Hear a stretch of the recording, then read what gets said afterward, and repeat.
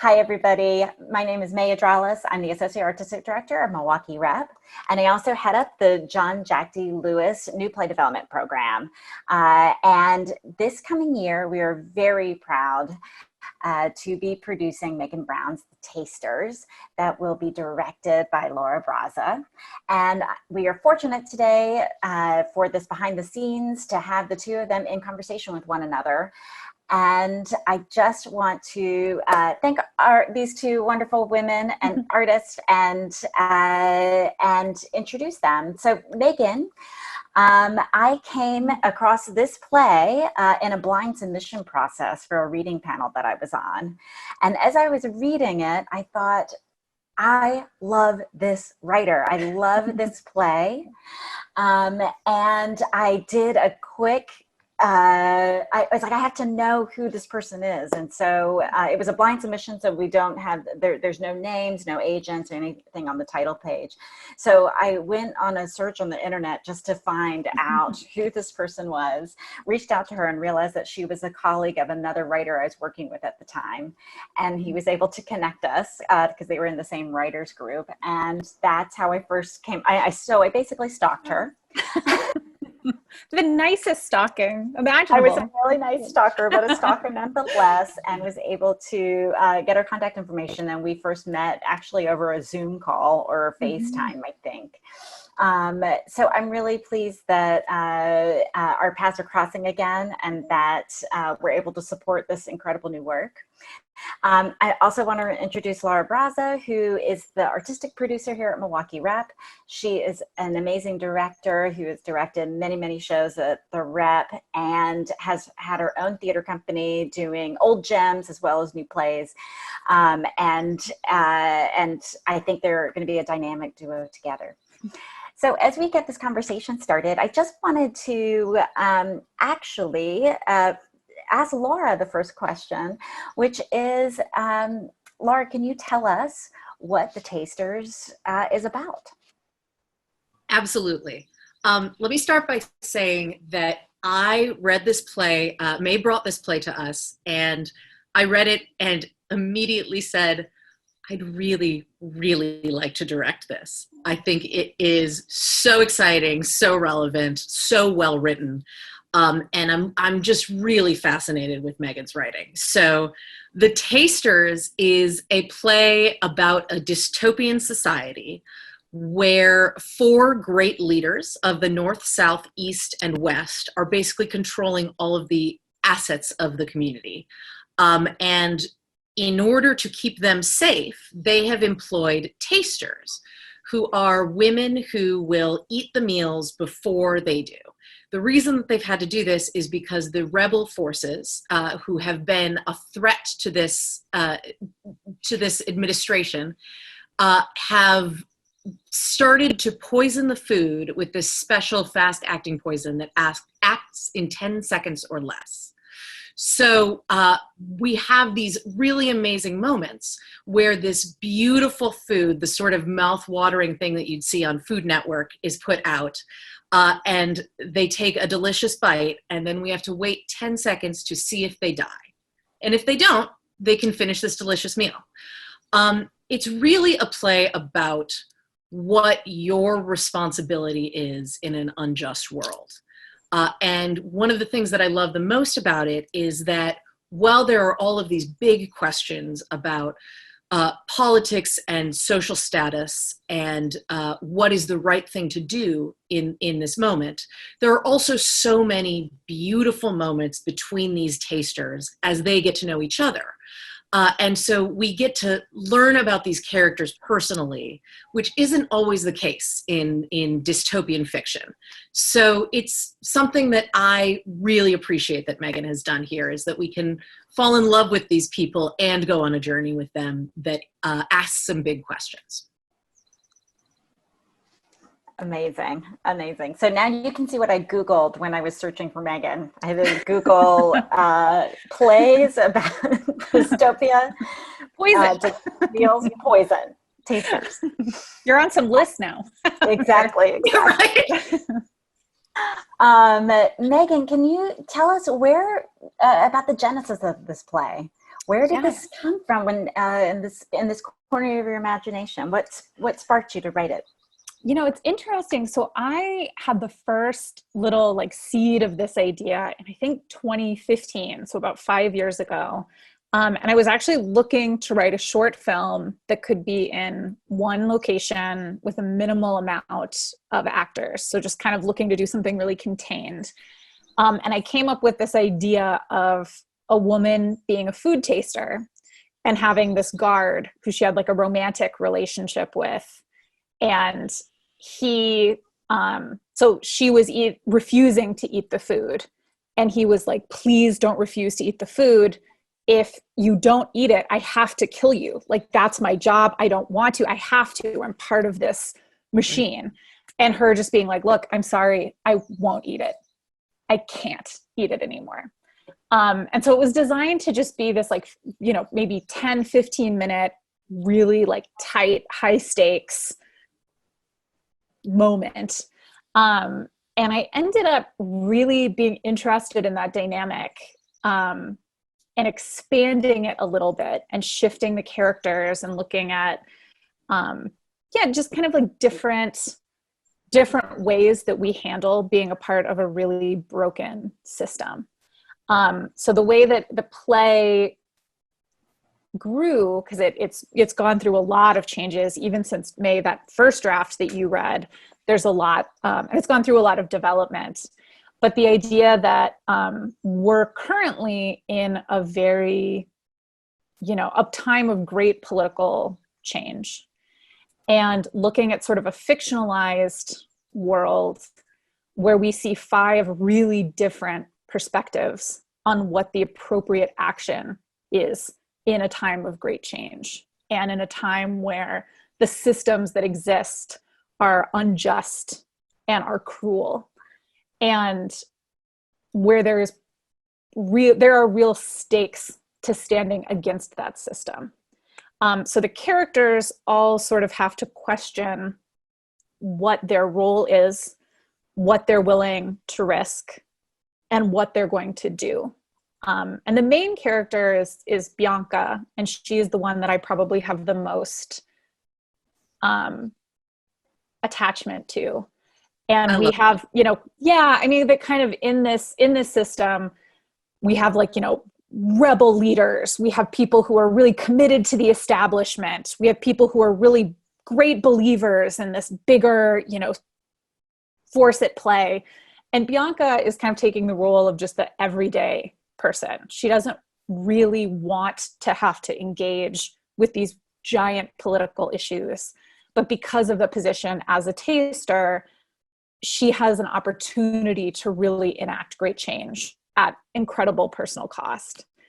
So I think for me, as the political landscape changed over the last 5 years, what's come out more in this play and what's really become important to me about this play is that audiences, you're sort of allowed to see yourself reflected in whichever character, you want, and kind of ask yourself those questions. What would you do in this situation? Which hopefully kind of leads to the step of like, okay, what can you do in your actual life? And what can you do to, move things forward into a better society? One of the reasons I love this play is because it does ask this question of what does it mean to be a citizen, and what's your responsibility, as Laura so eloquently said, what's your responsibility to act in an unjust world. And I'm curious, since you've had experience in the development and also in production with this play, have you gotten feedback from audience in terms of how the play has opened up their eyes, or actors as they're going through the process of this play, and how they are reflecting on their own lives? I think that, it's interesting. The things that I hear the most from audiences are like passionate judgments on characters that I would hope that leads to some self-reflection. But like the first thing that comes to mind is like talking to people after, and they're like, why did she do that? Like, why did this person say this thing? And I think that can be really, really useful because, like, anything, all of our feelings are just maps, right? So your jealousy is a map and your anger is a map, and it's just leading you to like what you're thinking. And I feel like audience members tend to have like a pretty strong response to a few things that happen within the play, that I hope would open for a little bit more reflection. I can speak personally that I feel, just in working on this play, I feel a little bit of a responsibility to like live up to the ideas in this play, that I, wrote this character of Bianca because I understand that feeling very well, of someone kind of being like, look, like I don't really have, what I do can't really matter that much. Like, why do I have to sacrifice? Like, why do I have to be the person to like take responsibility for all of these terrible things? And the reason is because we all do. I mean, everybody has to, or else there's not going to be any, or else nothing will happen, because everyone can argue themselves out of doing the right thing or doing the hard thing or doing the uncomfortable thing. And I would hope that, watching the play or being involved in the play, other people also have that experience where you kind of see something framed in a very extreme way. Bianca's decisions are literally life and death for her, is that she can do the right thing and probably die and be punished, or she can continue doing the wrong thing and be safe and be taken care of, and, just to continue on with things the way that they already are. And that we all have to kind of dig into to make the harder choice.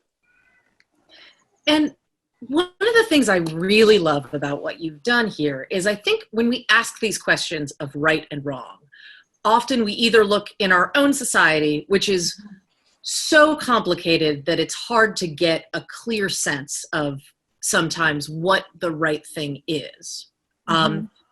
Sometimes, often not. It's very clear what the right thing is, and it's just about stepping up and standing for it.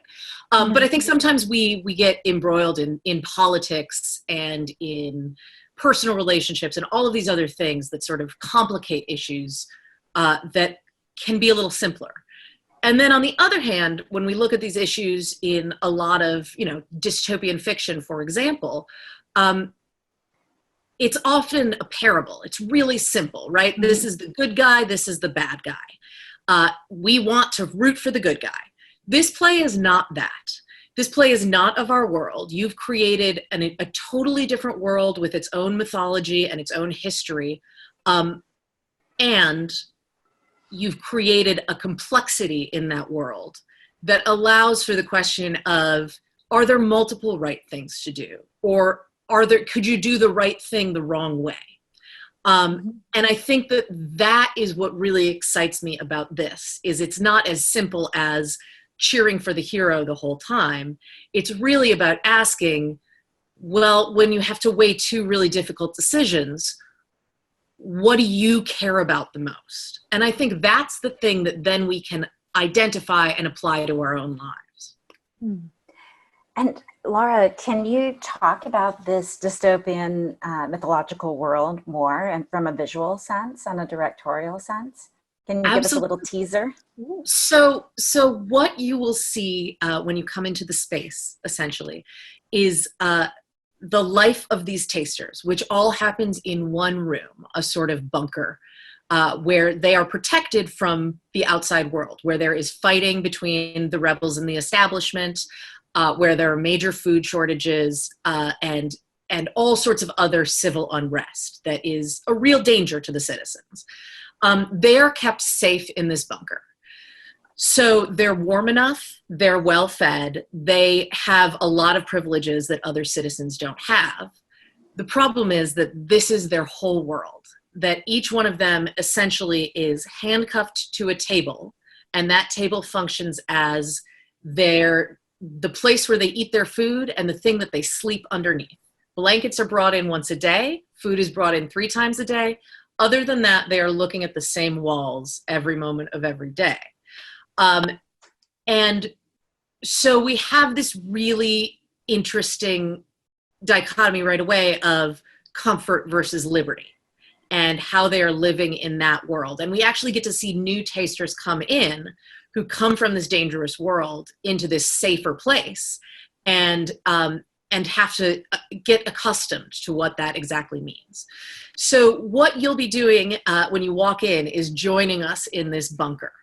And at the very top of this bunker is a door with steps down that the general, who is the person that they are tasting this food for, will occasionally enter, walk down, talk to the tasters, walk the tastings, and then walk up into the world to live his life.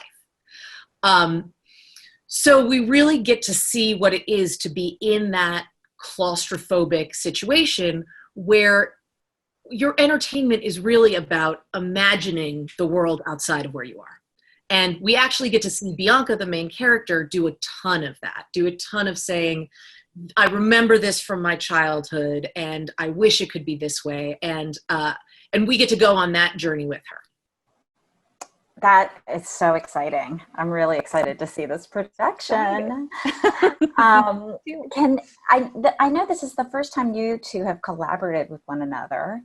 Can you both talk about what your process has been like thus far and, in the midst of a pandemic, preparing for this production, and also just what it's like to, put a new play up on its feet, for both of you. Yes. So Laura and I have met only over Zoom and Skype, because obviously I'm out in California. And even if I wasn't right now, we would be meeting over Zoom. But I'm really excited. I mean, it's just wonderful to talk to someone who I feel immediately understood the world of the play, understood the thematic through lines that that we're hoping to bring to life with the play. And, just is a wonderful, wonderful human, wonderful director. And yeah, so I'm very excited to work together more closely, obviously, as it gets closer. And looking at bringing in a new play, I think this play in particular has been very, very heavily developed in readings. So there's been, I think it's had something like, I want to say like 7 or 8 reading development processes over the last few years. And while those are so incredibly helpful, what I've noticed is that sometimes that creates a play that's really good to see read. Yep. And that with this play, there's so much movement and so much action and so much food and so much violence and, visuals. And there's just a lot to it that I think really changes when you actually see it up on its feet with bodies moving in the space. Just very differently. So I think this play, I'm particularly excited to really see it off the page, because while it is very talky, there's also a lot of there's just a lot of like body to it and a lot of stuff that I'm very excited to see exist in real life. Yeah, the last company I worked for, I was the artistic director of The Attic. And one of the things that we sort of specialized in was new plays that we considered were sort of bruised from the reading process. Because there is this sort of endless series of readings that you have to go through, right? The first thing a company does when they're interested in your work is, well, let's see a reading, and then you get some notes from the artistic director. And that's I'm not a writer. So I imagine that's helpful in some ways because people keep doing it. And I've given many of those notes. But I will also say that there's something I think really dangerous about staying too long there. For exactly what you're talking about, Meghan, that so much of a play is movement on its feet and rhythm in the space and breath with the audience and with the actors all at the same time. And the only thing you can fix in a reading is the writing. Mm-hmm. So whatever issue you have, it's always an issue with the writing. It's always our fault. Exactly. So, you know, a smarter person than I, who I wish I could attribute this quote to somewhere, said, you know, there are three things that human beings want to do. We want to eat, we want to fall in love, and we want to rewrite each other's plays. It's true. And I try to think about that all the time, because whenever I get excited about a play, I'm like, but then what if someone else came in? Oh my God, wouldn't it be cool if, right? That's how our brains work. And I think that a big part of this really delicate process is passing off from the playwright to the director this idea that someone has built a whole world and lived in it for, Meghan, for you, for this one, 5 years. Mm-hmm. I read this 6 months ago and was like, I'm super excited. That's it, right? And I will get to know this. You know, I've already become much more intimately involved with it, and I'll get to know it through rehearsal process. And then that will pass off to the actors, and ultimately it will be their world to live. So there's something really exciting about the genesis of that process. And I think, especially for a play that's been through a lot of readings, time in the rehearsal room and a little bit of time in front of an audience is an incredible breath, offers incredible oxygen to a spark, and it becomes this raging fire. And that's what I'm excited about happening in this piece. I love it. I cannot wait for the oxygen to hit the spark. And I think that's a great way to end this conversation as a way to whet the appetites for those listening, so that you will come and see the tasters. We're so excited to bring this to fruition, and we're really I'm just thrilled with at how well this collaboration is going, and we can't wait to see what you guys come up with.